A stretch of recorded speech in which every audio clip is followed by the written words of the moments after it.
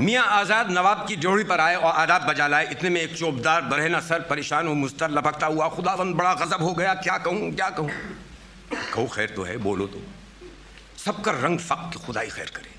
نواب کا کلیجہ دہل گیا. میاں کچھ منہ سے بولو, سر سے کھیلو, آخر کیا آفت آئی, کچھ معلوم تو ہو. چوبدار نے ہاتھ جوڑ کر کہا, جان بخشی ہو تو عرض کروں, بٹیر سب اڑ گئے. نواب نے کہا, سب؟ ارے سب اڑ گئے. ہائے میرے صف شکن کو جو ڈھونڈ لائے, 1000 نقدہ نقد گنوائے, اس وقت میں جیتے جی مر مٹا. او بھائی ابھی ابھی ساڑھنی سواروں کو حکم دو کہ پنچ کوسی دورہ کریں, جہاں صف شکن ملے سمجھا بجھا کر لے ہی آئے. مصاحبوں نے کہا, خداوند سمجھانا کیسا, وہ بھی کوئی آدمی ہے کہ سمجھ جائے گا, جناور لاکھ پڑے پھر جناور ہے. نواب نے کہا, ان پر جوتے پڑے. لو صاحب ہم تو اس وقت گھبرائے ہوئے ہیں, یہ بات کاٹتا ہے. صف شکن کو تم ایسے گدھوں سے زیادہ تمیز ہے.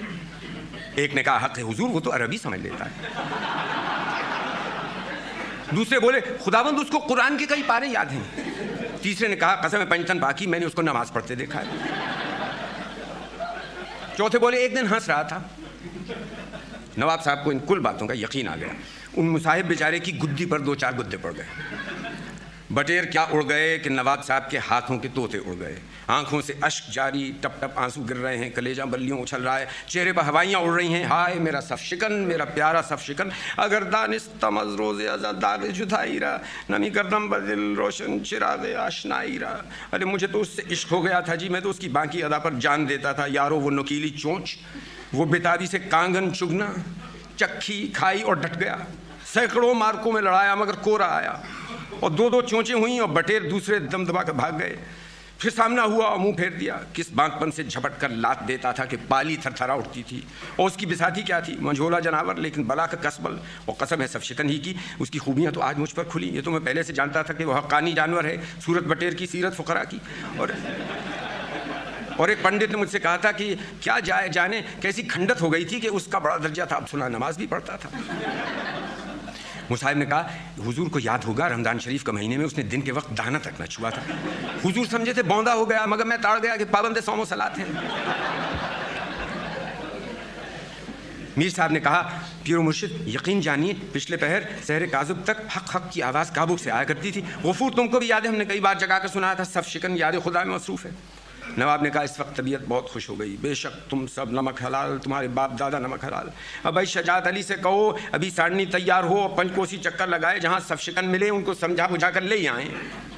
شجاعت علی بولا, جاتا تو ہوں مگر وہ تو منطق پڑھے ہیں, میری کیا سنیں گے. کوئی مولوی بھی تو ساتھ بھیجیے, ان سے بحثے گا کون. غلام تو کچھ اونٹ ہی چلانا جانتا ہے, ان سے دلیل کون کرے بھلا. آخر مصاحبوں نے ایک مولانا صاحب کو تجویزا. مولانا بیچارے پھٹے حالوں سے سمجھے جو ملے غنیمت ہے, مگر یاروں نے ان سے کل داستان نہیں بیان کی. چوبدار مکان پر گیا اور کہا, نواب صاحب نے آپ کو یاد کیا ہے, چلیے کسی بڑے عالم سے بحث کرنا ہے. مولانا آئے, السلام علیکم, حضور نے یاد فرمایا زہ نصیب. نواب نے کہا, وعلیکم السلام. آپ کو اس وجہ سے تکلیف دی کہ میرا قرۃ العین لخت جگر نور بصر ناراض ہو کر چلا گیا, مگر بہت منطقی, اسرار خدائی سے واقف, علم مناظرے میں طاق, پابند روز نماز, آپ بحث کیجئے اور معقول کر کے لے آئیے. مولانا نے کہا, انشاءاللہ والدین کا بڑا حق ہوتا ہے. وہ کیسے نادان آدمی ہے کہ والدین سے خفا ہو گئے, مقام استعجاب ہے. میر صاحب نے کہا, کیا صف شکن کا نام مولانا صاحب نے نہ سنا ہوگا, وہ تو روم تک مشہور تھے. قبلہ حقیقت یوں ہے کہ سرکار کا بٹیر صف شکن کل کابک سے اڑ گیا. اب تجویز یہ ہوئی کہ ایک ساڑھنی سوار جائے اور سمجھا بجھا کر لے آئے, مگر شتربان پھر شتربان ہے, لہذا آپ بلائے گئے کہ ایک ساڑھنی پر سوار ہو جائیے اور ان کو بلطائف الحیل بلا لائیے. مولانا نے کہا, درست, آپ سب کے سب نشے میں تو نہیں ہیں, ہوش کی باتیں کیجئے, خود مسخرے بنتے ہو یا مجھے مسخرہ بناتے ہو. بٹیر منطقی, لا حول ولا قوت. اور سنیے, بٹیر اڑ گیا تو اس کو سمجھا کر لاؤ, وہ بھی کوئی مولوی ہے یا آدمی ہے. صف شکن کون لڑائی سر کی تھی, استغفر اللہ استغفر اللہ, اچھے گاگیوں کا مجمع ہے, بندہ رخصت ہوتا ہے.